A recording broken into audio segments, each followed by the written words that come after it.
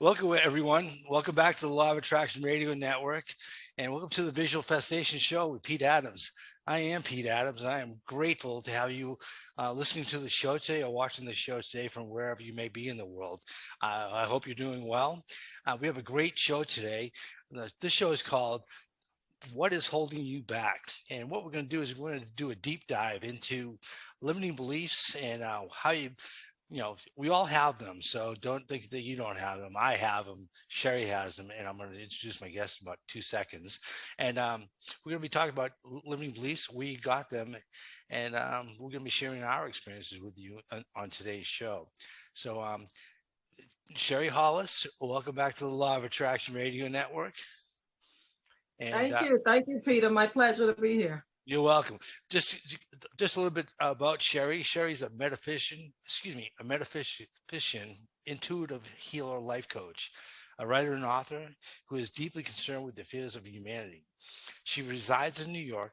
Her giftings are in the area helping people to cultivate their gifts, talents, and abilities, helping them to discover and refine their life purpose. She has a Master of Science in Metaphysics from the American Institute of Holistic Theology, a branch of philosophy that teaches the nature of reality and how things come to be and what they are. And I am very grateful to have you on the show today, Sherie. Welcome back. Thank you. Okay. Thank you, Peter. You're welcome. Well, hey everyone. The show's about the sources of limiting beliefs, and let me tell you, if obviously we all have parents, and from my standpoint, I believe that your parents have been probably the biggest influencers on your limiting beliefs. And essentially what happens is they kind of, their parents passed on their limiting beliefs to their children, and it's a generational thing.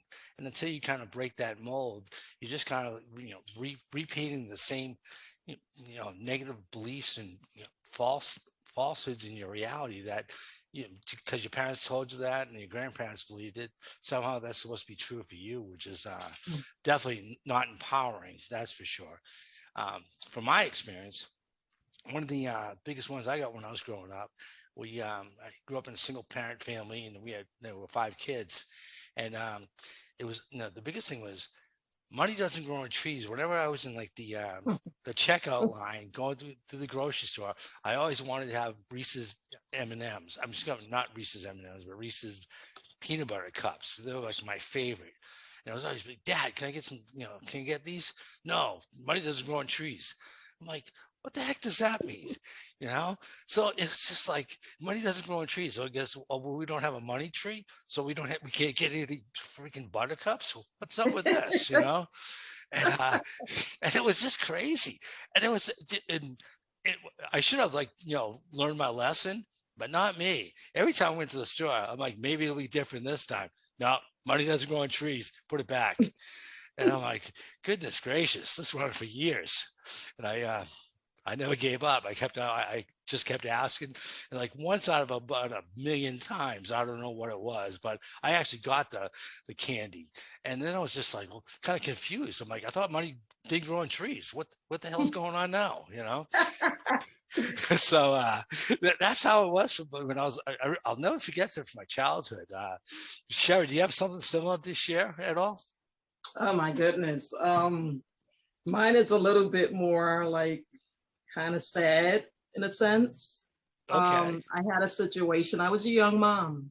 So I had my first child at 19.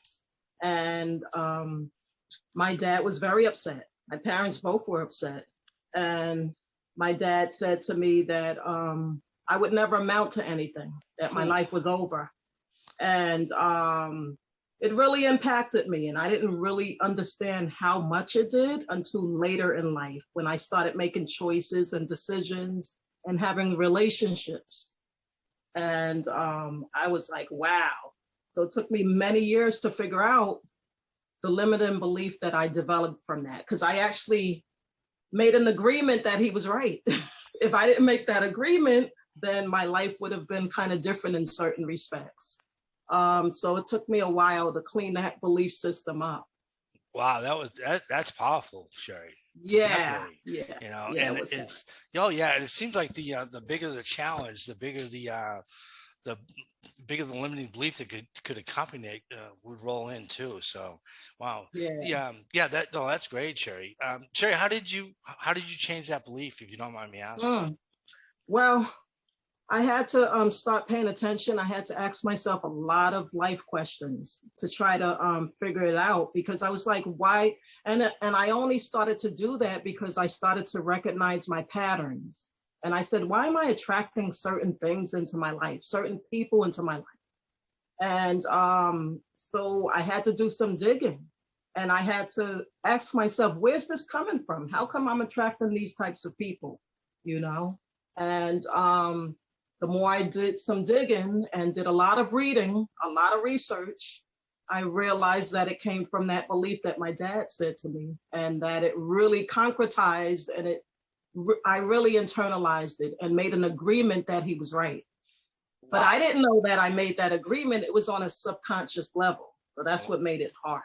Well, great for you for being able to identify that, because Yeah. most people, they don't realize that there are patterns, and it's like, you know, I've seen it in some of my friends' lives. It's, you know, it's almost like, you know, I don't know, people aren't meant to be divorced 5 and 6 times. And it seems like, you know, they're marrying the same person. They just have a different name. I mean, it's like, you know, Yeah. it's like she's exactly as the same as the other three. You know, how long will this one last? You know, That's right. That's right. so yeah, so if you guys are seeing that kind of stuff show up in your life, you know, listen to what Sherry just said. You know, it's you made somehow you made an agreement with a belief, and it's going to keep showing up in your life until you you know, you identify it and make a shift. The next source I think of limiting beliefs is your friends. You know, what do your friends believe?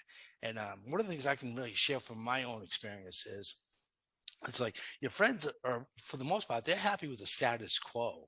They you know, if they don't want anyone else to succeed or do better than they are, because it makes them feel bad, and they don't want, nobody wants to feel bad. So Hmm. they'll, you know, so let's say you decide you want to, you know, take a leap of faith and, you know, and maybe become an artist or something like that. The first thing your friends are going to say is like, you're going to be a starving artist. Well, not all artists are starving, so it's just right off the, it's right off the bat, they're trying to set you up for failure. And Yeah. one of the things that came, I can personally share in my experience, has been around 24 years ago. My wife Robin and I, we decided to move from Massachusetts down to Florida. And we had, you know, we had wonderful friends in Massachusetts, don't get me wrong, but the whole thing was, they were all telling us that, oh, you'll be back in a year. Everyone Mm. comes back. And I'm like, well, that was 1998. I hope they're not keeping the light on for me, you know, because I'm not coming back, you know. But that's what, you know, they'll put those seeds of fear. And Yeah. I remember driving down to Florida with my friend Mike. He was driving the moving truck, and he's like, you know, what if it doesn't work out? I'm like, well, it's not like, you know, I'm going to sail off the edge of the earth and die. I'll move back. I'll get, you know, I'll probably get my job back in Boston, whatever. I'm like, you know, what do I have to lose? And That's right. and that's the thing. It's just like, you know, it's the fears can hold you back, and these, you know, these Yeah. beliefs get strong, and then you stop doubting yourself.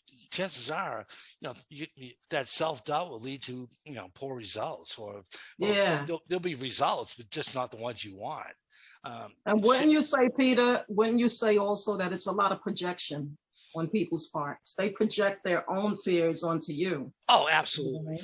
absolutely, Yeah. Sherry. They, Yeah. you know, So what they don't believe they can achieve, they put that on you, as if, you know, you can't accomplish anything either.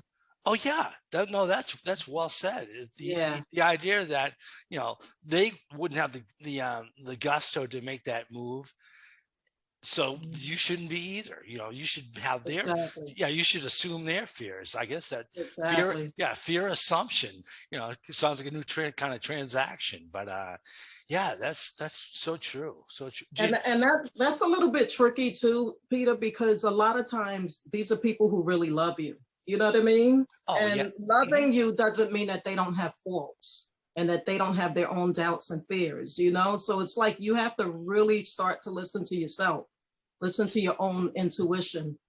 Oh, And that absolutely, becomes sure. a challenge because you're hearing their voice in your head, but Oh, your life is your life. So you have to live your own life.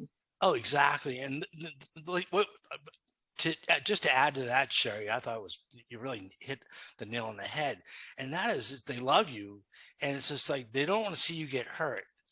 And the thing is, it's like they don't want to see you get hurt, so they do their best to hold you back from like Hmm. possibly doing something that may hurt you. And it's just like, it's I don't know a better way to explain it, but it's just like Hmm. it's almost like they want to catch you before you fall. Well, you know Right. what?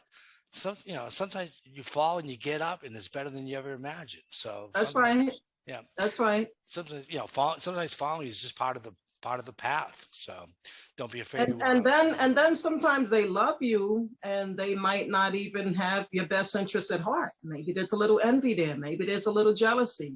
oh, So that exists as well, you know. They oh, could love you, but they could still not want you to go beyond where they're at, yeah, oh, absolutely. you Yeah. know.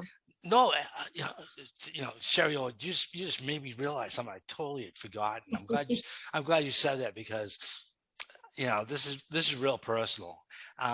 Back when I was a kid, when I was about 19, I got a job working construction, and I was working about 100. I'm not making this up.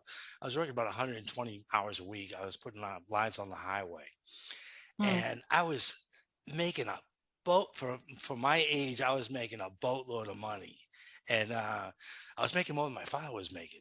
And he had been working Hmm. in the union for like 40 years, Yeah, and there was some resentment there. I never shared that with anyone, but you just brought it out of me, and it was just like, I'm making all this money, and I'm the youngest in my family.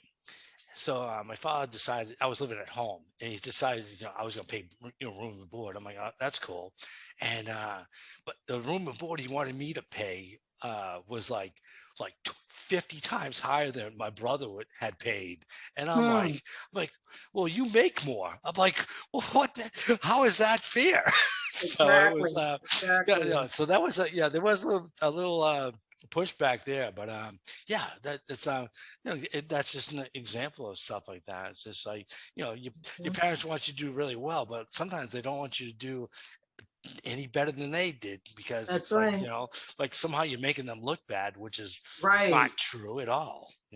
And wouldn't you say that sometimes it's not always they're not always even aware of what they believe or what they feel. You know Oh, what I mean? oh, So absolutely, yeah, absolutely, Sherie. It's like most people, they run through life and they have no idea that they've got the stack of limiting beliefs that are higher than the mountains behind me. And and they don't even realize they have it. It's like you hear sometimes, every now and then you hear a voice in your head that says something, and you have to identify, where the hell did that come from?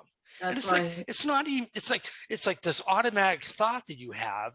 It's essentially, it's a limiting belief that's on autopilot, Hmm. and it's just like, it holds you back because somehow That's right. yeah, somehow you get this lie in your head and you're believing it to be the truth when it's not. And you don't even know where it's coming from. That's right. Yeah. That's right. So, so Yes. all right. Here's another one source, and that's people that have more experience than you do on the planet. And Yes. here's a perfect example of this one. When I was in the Army Reserve when I was a kid, and I went up to Fort Devens, and I was riding up there with a sergeant first class, and at the time I was a private first class, I believe. So he was a real experienced guy in my book. And there were two units in Special Forces at the time up in Fort Devens. And it was a 10th Special Forces group, which was the active duty component. And there was another group called the 11th group, which is the reserve component. And And I said to Sergeant Murphy, I'm like, well, I mean, that looks cool. I'm like, hey, how do you get into the 11th group? He said, only way to get in the 11th group is you got to be in the 10th group first. And I'm like, oh, I'm like, okay. I'm like, well, so much for that idea. So I'm like, so I just gave it up. And shoot, about 8 years later, 7 years later, I was at in the summertime when I was in college, I went to a course in the military called Mountain Warfare. And there were a bunch of guys from the Special Forces that were in the class. And a bunch of them were from the National Guard version, well, the Special Forces group that was National Guard. And I'm like, how'd you get in? Were you in regular SF active duty? And they're like, no. He's like, where'd you get that? He goes, we're always looking for people. I'm like, what? I'm like, that's not what Sergeant Murphy said, Wow. So it's just like this crazy thing. And I'm like, wow. It's like I had this belief, and it's just I could have been doing it years before. Years before, yeah. Yeah. So it's just like, oh, have you ever bought into somebody's basically their conclusion was false and you believed it to be true, and it's like, that's right. Yeah. And the deep part about that is sometimes people emphatically say it, like it's so strong, and it's like you want to believe them because they're saying it so emphatically, and you're like, and then you find out they didn't know what they were talking about. So it goes back to you have to listen to your own self. You have to listen to that intuition. A friend of mine had a great saying. He said, very convincing but seldom correct. So it's like, I think it's like, they're like talking from the bully pulpit, or like they have all this all-knowingness. It's just like, you don't know what you're talking about. But if you don't have confidence in yourself, you just like, okay, whatever. Exactly. Oh my goodness. Yeah. Some of the other stuff, schools for me were another source of limiting beliefs. And what was kind of funny was when I was in high school, I was just lazy. I got grades good enough so I could play sports. And that's where it stopped, So it's just like, okay, I got my C in the books. I'm done, I was just lazy. And so in the guidance counselors there at school, like, oh, you better consider the military, or going into a trade or something like that. And I'm like, whatever. I had planned, I joined the Army when I was 17. So I was just like, that's what I thought my plan was. That's young. Yeah. And so anyways, I went back to college when I was 25 after working construction. And I knew why I was in college then. And it was, I did really, really, really well. And it was just like, if I had bought into what the counselors at high school thought, it's like I'd still be shoveling dirt in Boston. That's right. Yeah, thank goodness I'm not. Oh goodness. Did you have any experience like that at all yourself, Sherie, with schools? Not in school necessarily. Okay, cool. No. All right. Well, hey. All right. Well, here's like the big one: religion. Whoa. Oh my goodness. There were so many limiting beliefs. I don't think we're gonna even get to another one on this show, but that's a huge one. It's huge, right? Well, yes. We got a few more minutes, so let's dive down that one. And for me, I was raised in a very religious family, and it was like, you're going to church or else, it's like, I'll beat you and you're still going to go to church kind of deal. And the biggest thing that got me was it just never made sense. I'm like, the idea that it's just like, all you ever heard was God is love. God is love. Okay, God is love. And if you don't do what God says, you're going to hell. You're going to hell. And I'm like, wait a minute. If this God thing loves me, then why am I going to hell? Like this eternal damnation kind of thing. And I'm like, nowadays I'm just like, that is the biggest Why in the world? It's like, heaven and hell is not a place you're going. You're already here, and it's just like, if your life is great, it's heaven. It's like, if you haven't figured it out yet, well, you go through a temporary hell, but it's not some place you're going. This is not like some kind of I don't know, some kind of scrimmage game for like trying to decide if you're going to win or lose. I could go on forever on that one, Sherie, but I know you got I know you got something to share. Oh my goodness. Let's hear it. Oh boy, it's like with religion, I had a lot of limiting beliefs that I wasn't even aware of, because I just wanted to serve God. I wanted to be good, and so I was confused. It left me confused in life. I had to find my way to finding out my own voice, and it left me out of touch with my own voice. And so I had to take a break from religion. And I just, one day I just said to myself, Sherie, you know what? Why don't you take a 6-month break from religion and see what happens, And so I took a nice break, because I just wanted to hear my own voice without the indoctrinations that were put on me by my parents or society and the people in religion. And I said, I want to see what I come to if I leave it alone for a little while. And my goodness. I'm glad you survived. Well, you had me worried there. Whoa, how liberating it was to just be able to hear my own truth, because we grow up and we're indoctrinated with religion through our parents and our caretakers. And, it's okay to think about God in this, there's nothing wrong with believing in God, but it's just that we develop all these beliefs, or we adopt all these beliefs that are given to us that may not serve us, And one of those huge beliefs for me was that God hates divorce. And for me, that one was a biggie. And it took me a while to walk away from a disempowering, toxic marriage. It took me a long time, because I was still under the programming of the religion and them telling me that I didn't have a right to walk away. So there's a lot of contradictions there. Totally. Go on. Yeah. Oh man. So, you're believing that, okay, God wants me to be happy, but then at the same time, you're feeling guilty for choosing yourself in certain things. So it took me a while to get through that. Yeah, that's beautiful. It's like, just so everyone knows, it's like, I totally believe in God. I just don't believe in going to the box. And I think the religion to me is just like, it can be this just massive guilt trip. I mean, it's just like, give us 10% or you're going to hell, Right. And it's just like, it's like everybody makes mistakes, right? So what? So it's like you marry for whatever reason, you marry the wrong person the first time, and you're supposed to be with that person till you're 99 years old or something. Yeah. I mean, that hopefully have a better life next time around. That, to me, that makes. Well, what makes that hard, sense. Peter? What makes that hard is that you have all the people around you supporting you in that belief. You have your parents, you have your friends, you have society. So it's like you're bombarded with all these other opinions and voices. And it makes it hard for you to hear your own truth. Oh, yeah. Well, how about this one?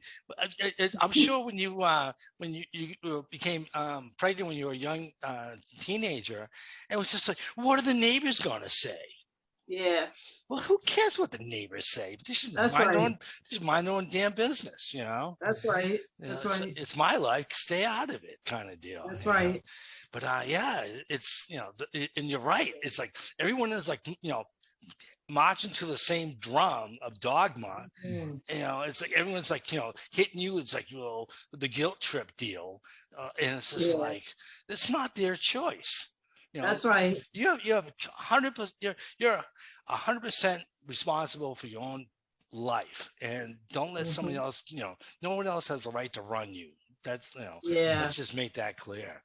Ooh, that was, we could do that it. one's heavy. We could Yeah. go on forever with that we, one. we could go on with that one a lot. One of the things that I want to touch on, because it's personal to me, is the a lot of limiting beliefs, like false beliefs, I should say, come from the healthcare systems. I've worked in healthcare for a couple of years, and the idea that is like, you've got to come back for this screening every year, so we don't find something, and then it's just like people get all jacked up with fear because what if it comes back positive? And it's just like, and they just want you to keep showing up, because it's like every time you show up, you get paid. And then what will happen That's is it. you create this fear, and then you end up, manifesting the illusion of a disease and having that experience, and your fear created it. And it was just like, because you think they know what they're talking about.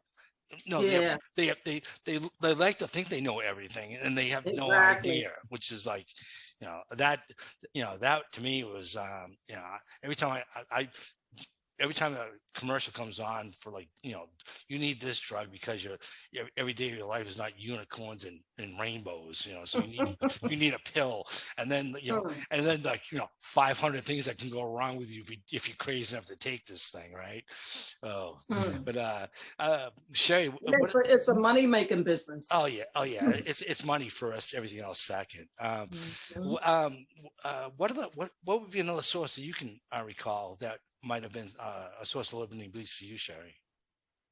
Well, not necessarily for me outside of what I shared. Uh-huh. Um, Okay. but I had a friend who he was struggling a lot with her image, the way that she saw herself. She grew up with her grandmother, and her grandmother constantly criticized her and told her she wasn't pretty, that she was ugly. And so when I met her, she was in a really bad state, but what a beautiful girl. She was just aesthetically beautiful, like so pretty. And I said to myself, I said to her, I said, what's wrong? Why do you always look in the mirror all the time? She was constantly looking in the mirror, constantly fixing her hair. And I saw that, she had some type of insecurity there. And it was like extreme. She didn't do it once in a while. If within an hour's time, she's constantly in the mirror, constantly fixing her hair. And I was like, wow, you could see that it was really a problem there. Wow. So we got a little bit close, and she told me the story of what happened to her. And the interesting thing about it is she started to attract relationships where the people that she was involved with would tell her that she was ugly. But it, Wow. it goes back to what I was saying earlier about when you make an agreement with a belief that someone has that they put on you, project onto you, and you actually believe it, you end up attracting that in your future relationships and endeavors. You end up attracting it, especially if you agreed. If you made an agreement with yourself, but it's not conscious, right, Pete? Oh It's yeah. subconscious, those beliefs. Oh, So you don't even know you have that belief, but you're attracting the same types of dynamics because of the pattern that's going on. well, to all the listeners out there, I hope you picked up on that gem, because that was so true, and I've seen that in some other people that are just like beautiful people. Everyone's beautiful, but some people just, they have more beauty than others, on the surface. And I've seen people like this, like they don't think they're worthy. It's that silly. They don't think they're worthy. It's like, because they're like, the whole time the kids were growing up, all they heard was like, you're a brat, you'll never be anything. It's like, if every time I hear somebody say that to their child, I just want to rip into them, in like the grocery store. It's just like, what do what are you trying to create? You're trying to create, somebody who's going to end up in prison or what, And it's just like, you are And it's worthy. a habit for them because someone probably said it to them when they were growing up, Oh, oh, so they pass that same type of mindset on. yeah. And some, what, it's almost like some people get a boost of energy by making somebody else feel bad. Mhm, And mhm. that's just like, that's just that's just not good. And that's about the Yeah. nicest way I can say it.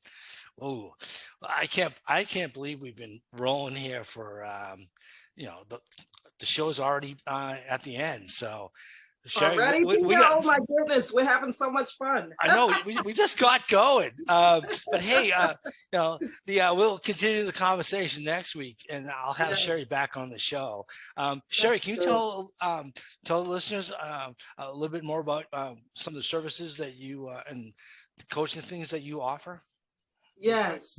Um, well, the name of the website is purposemeetsdestiny.com. And you can check it out there. I have a blog as well attached to the website, so you can check out some articles and stuff. But basically what I do is I help people to either discover who they are, discover their purpose, or refine their purpose. Because we could know our purpose, but we need to understand how to refine it, how to cultivate our gifts, our talents, and our abilities, and our ideas. So I help people how to bring form to those ideas so that they could actually actualize them and basically meet their destiny. So that's what I do.